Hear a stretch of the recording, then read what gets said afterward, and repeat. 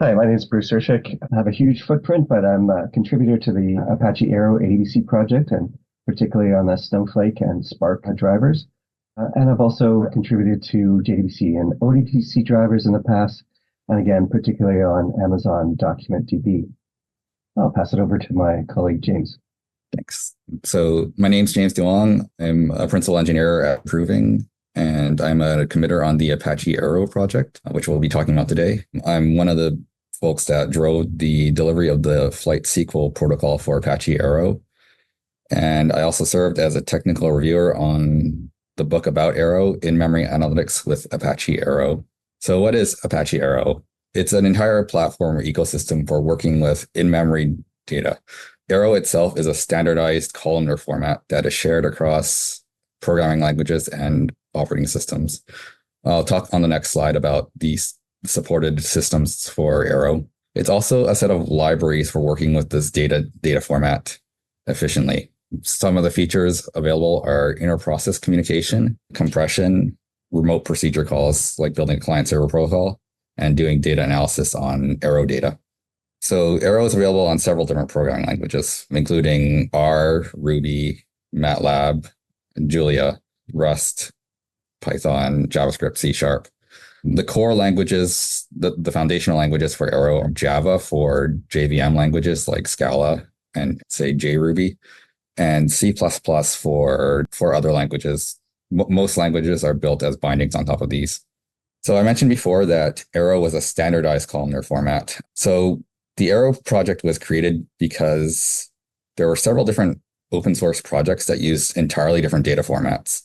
And to operate between these projects, there'd be a conversion of data and a copy of data required, drastically slowing down interoperability. So the creators of Arrow, Jacques Nadeau and Wes McKinney, they're working on several projects. Jacques was working on Drill, and Wes was working on Impala.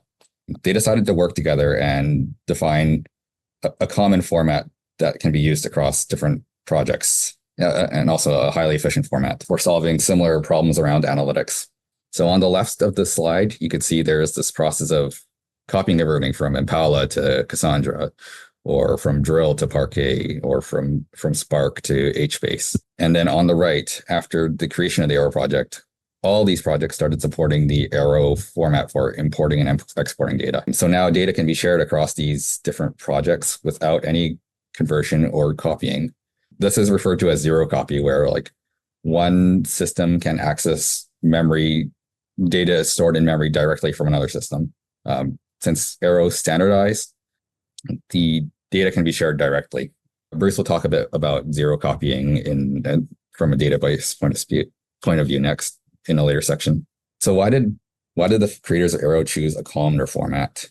There are several benefits to the data being columnar. Vectorization is a feature that can enhance performance in processors. Compilers can process columnar data efficiently using a technology called SIMD, or single instruction multiple data. These instructions will let you perform an operation on multiple entries in a data set at once. So this differs from multithreading in that in multithreading, you have several different stacks running different sets of operations concurrently. A SIMD instruction is an operation that, say, you pass in a series of numbers and then another set of numbers in the form of two vectors. There's a SIMD operation to add these two vectors together, and they'll sum up several of the numbers at once from each set, rather than adding from set one to set two, one cell at a time. So this is a big performance benefit. And it's difficult to write code that takes advantage of SIMD instructions by hand. The Arrow libraries all do this for you. Another benefit to having data in the columnar format is that it makes it easier to compress. When data is columnar, all types are grouped together. And by doing this grouping, the data has more similarity within the same block. So this is referred to as having lower entropy. So data of the same type is more similar, and thus it is easier to compress. The sequences of bits within a block are more similar and more repetitive, which is better from a compression point of view. And typically, another benefit of columnar data is that it is easier to parallelize processing of data. When your data is columnar, again, it's all in the same type. All the data in one vector is the same type.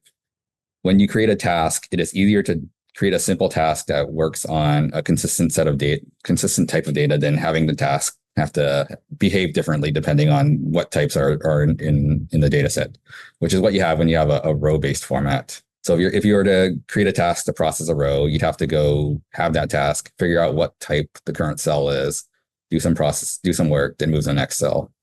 Whereas if you have data in columnar format, you'd define a task and already know the type ahead of time, not have to do that switching. When should you use Arrow? Arrow can only be used when your data has a fixed schema. A system like MongoDB that has a dynamic schema is very difficult to use with Arrow. And this makes sense. You have to know the types ahead of time to build vectors for the data that have fixed types. Arrow works better when you have a large volume of data. It works fine with small data sets, but the benefits are less apparent. The tasks that you can do with Arrow are to share data across languages within the same process, share data across a network or other processes on the same device. You have a large data set that you want to analyze. For example, you want to sort it or do some arithmetic on it. Arrow is useful if you want to have a fast loading snapshot of your data. So I'll talk a bit about the Arrow data file format itself in a later slide. And then the last and very frequently used case for Arrow is to move data from across to different Arrow supporting systems, which was kind of illustrated in the Arrow Vision slide. So these are some of the libraries available in the Arrow project. What I consider the core libraries that are the building blocks for Arrow are the vector library, which is an abstraction of the data format itself. It's how you access Arrow data. Arrow data looks kind of like an array or vector in C++. You access data by index. It's random access and very fast. Arrow provides something called the C interface, which is the component used to build bindings on top of vectors. So this is how you build language bindings. You use the C interface, which is an API that is accessible across different languages. And lastly, the last kind of core component of Arrow is the Arrow IPC library. And this is a standardized way to describe how to share Arrow data across separate processes. So some of the more useful utility libraries in Arrow are the dataset or file system library. This is used to serialize Arrow and deserialize Arrow data to popular data formats such as Parquet. JSON is another example, the ORC format. So some of these are columnar file formats. Arrow itself provides something called the feather format, which have the .arrow extension. These store uncompressed raw Arrow data, and these are intended to be used for memory map files. So if you load an Arrow file, you could access the contents of it using the vector interface directly without having to read the whole contents of the file or do any sort of deserialization. This is different from like Parquet, which is also a columnar file format. Parquet has compression features built into it, but it can't be serialized directly into Arrow and accessed as Arrow buffers. So you use Parquet if you want to store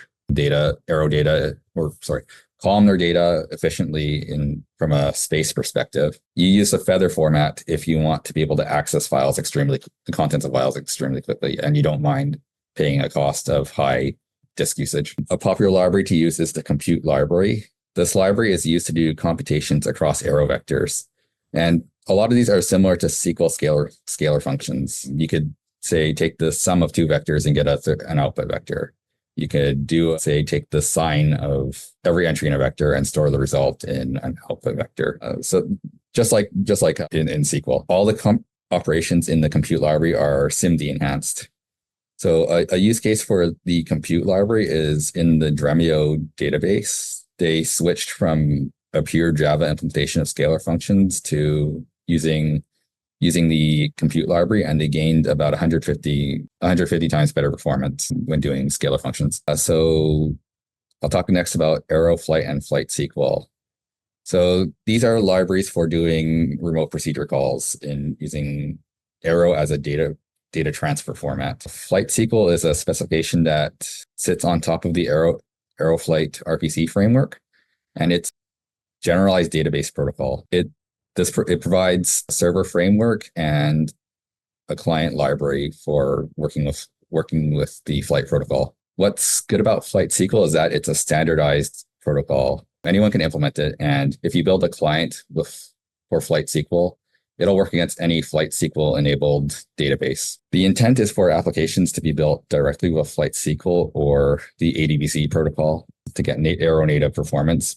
But we also have a JDBC driver for Flight SQL that can be used for legacy Java-based BI tools. A free ODBC driver is also available, and it's going through the process of being submitted into the Arrow project. So what we're finding is that people want to use Flight SQL as a shortcut to building their own protocol and then getting free ODBC, JDBC, and ADBC drivers. It's gotten a fair bit of use in production already. The Flight SQL protocol was originally designed and implemented by us at Improving Vancouver alongside Dremio, and we contributed to the Arrow project. So one of the use cases for Arrow is a project called NVIDIA Rapids. It's an open source AI and ML framework. It's basically powered by Apache Arrow and a technology called NVIDIA CUDA.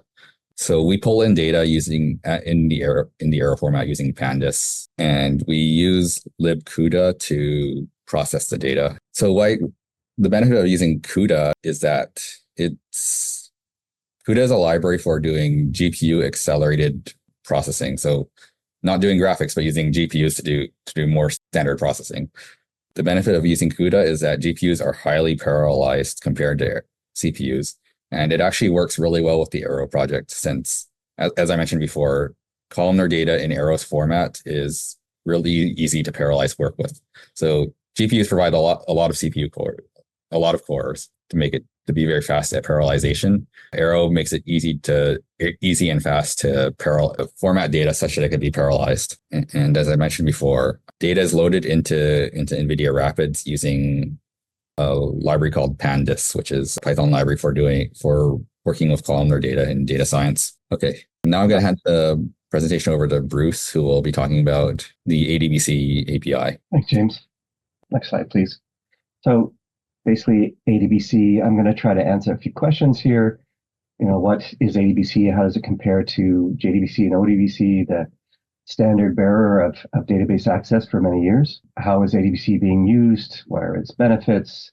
Languages and drivers supported, and also take a quick look at partition data and how ADBC handles. Next slide, please. So ADBC stands for Arrow Database Connectivity, and it's an API standard for database access, just like ODBC and JDBC, available in multiple programming languages, and its whole purpose is to present Arrow data in results to the users who want to access any type of database. So whether the database in the backend supports Arrow data natively or not, it's an API for presenting Arrow data no matter the backend, essentially.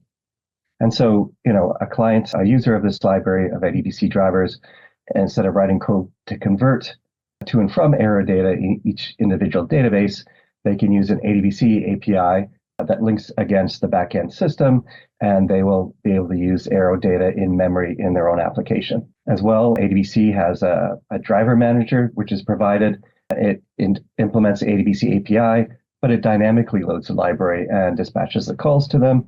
And this helps reduce the complexity of a client application. Okay, next slide, please. So again, what is ADBC? Well, ADBC works as part of the whole Arrow ecosystem.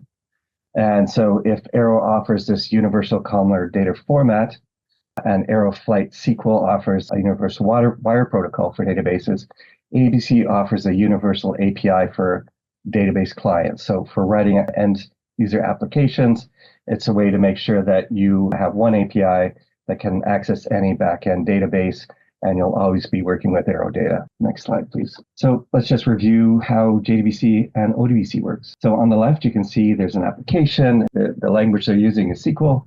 And in general, they submit to the JDBC or ODBC API, execute a statement essentially. And in that driver, they implement or they use a database driver that's very specific to that database. And they essentially format that request in the database specific network protocol, send it off to the database server. The database server produces a result, it formats it in its own database specific way and returns it back to the driver, which needs to reformat back into a row format that is consistent with either JDBC or ODBC. So there's, as you heard, there's a lot of conversion and database specific protocols. So there's a bunch of work that needs to be done in each of these JDBC or ODBC drivers. Next slide, please. So let's compare that to an ADBC scenario. So again, on the left, we have a query using SQL. We submit it to the API, in this case, ADBC. And here we have sort of one or two scenarios, one of which the top scenario is that it can submit to a Flight SQL library, which uses Flight SQL RPC, to a database that implements the Flight SQL API, the Flight SQL protocol, sorry. And so it executes on its database, returns Arrow data through the Flight SQL RPC back to the ADBC driver, which basically has nothing to do here but present the buffer back to the caller, and it will automatically be in Arrow columnar format. But the ADBC driver can also handle non-Arrow specific databases as well, let's say like Postgres. So in this case, we, of course, have to do essentially the same kind of work that we do in JDBC and ODBC. We need to use their proprietary library, connect to that database, and here we use the database-specific RPC and network protocols. And then, unfortunately, we have to reformat into columnar Arrow data.